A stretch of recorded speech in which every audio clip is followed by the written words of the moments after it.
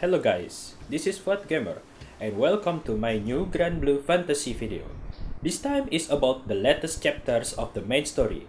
And before we start, may I remind you this video will contain major spoilers for those who still haven't played the latest chapter of the main story. So please view at your own risk. At the previous chapters, the main characters is finally succeed retaking Grand Cipher from Ram Kingdom, while also reuniting with Io and Rakam in the Kluger Island. And after beating Zayan in the climax of the previous chapter, he told them to go into Bestia Island if they want to find the next separated crew members.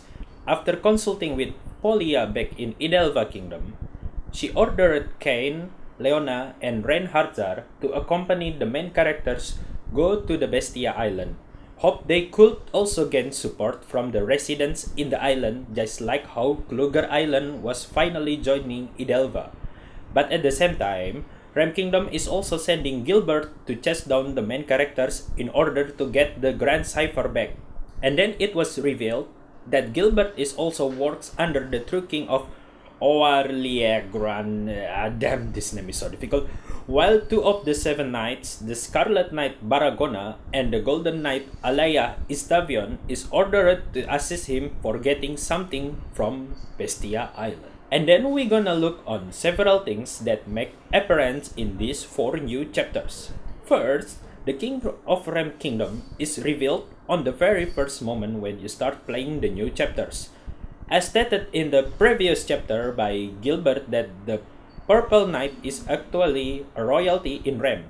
It shows that the royalty in Ram is compromised by Harvin Res, and it's finally proven by the appearance of the Ram King. And another interesting thing is also happened here. The king mentioned the name of his brother, Guza, the one who actually has more rights to be a king than him. If you're already playing Granblue long enough, you must be recognized who Guza is. Guza, or introduced as Guzaleda, is the main antagonist in the event Gripping Freedom that came out 2 years ago and got a rerun few months later, which is also the event that involves the organization or Soshki characters, especially when Beatrix and Eustace made their appearance for the first time through this event.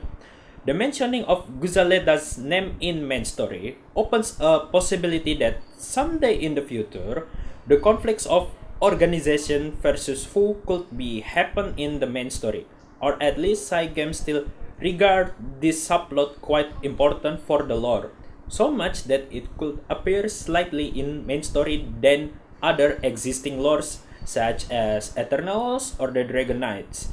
I hope we could get a new organization event sometime this year, since I personally like all of the organization characters. And just as the story said, we finally met with the rest of the Grand Cipher crew in Bestia Island, which is Rosetta and Eugene. And like the rest of Grand Cipher main cast, they also get new character CG that makes them more visually stunning than before. Too bad Eugene still unvoiced in here. Hopefully Fujiwara Keiji could make appearance on the upcoming chapters.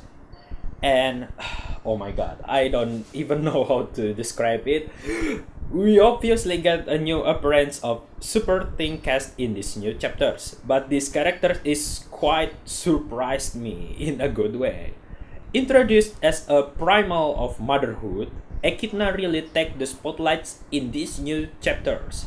And the thing I very like from Echidna is that Cygames really did a good job to boost her motherhood, not completely through her visual designs only, but also through her personalities during her conversations with the main cast.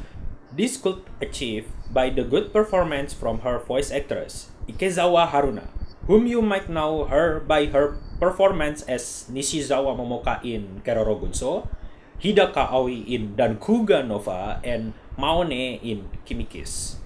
But there is one thing that I dislike when I'm playing these new chapters. When introduced back in the Kluger Island, I thought Gilbert is gonna be a totally complete opposite of Kain, being his rival and probably gonna join our cause in later chapters.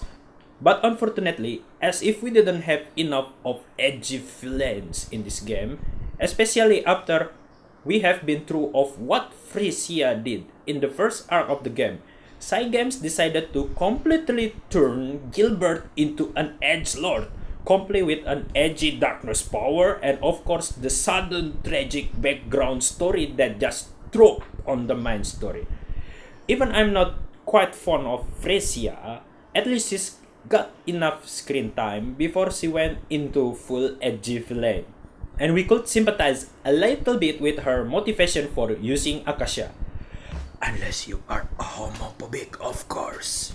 This is quite a shame when considering the supporting cast in Nahle Grande arc are very interesting up until this point. Speaking of the supporting cast, I'm really hyped when we finally got to see enraged Leona this time. After only being implied a little in Klugal Island, Leona finally shows how scary she could be when something happened to her brother-in-law. Hopefully, this part of her personality could portray well in her battle style if she's gonna be a playable character in the future. As for the battle segments, this time Cygames really pushed the idea of element battles to the players. Most of the boss fights in this time consist two enemies with different elements, and each of the enemy is strong against the other enemy's element weakness. Make it kinda difficult if you try to fight them on element. So unless you already have a complete MLB or FLB weapon grades, you might just be fight of element to make things much better.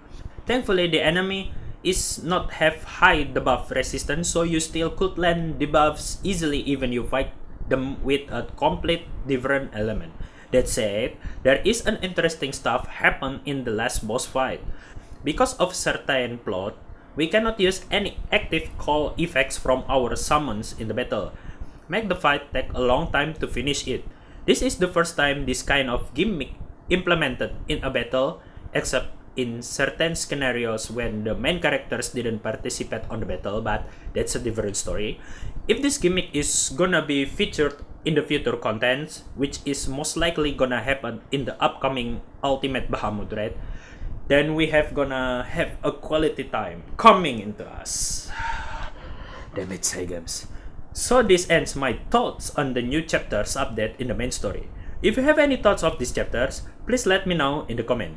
Click the like button if you like this video and please subscribe if you want to see more Granblue videos from me. I'm Fuad Gamer, see you on the next video.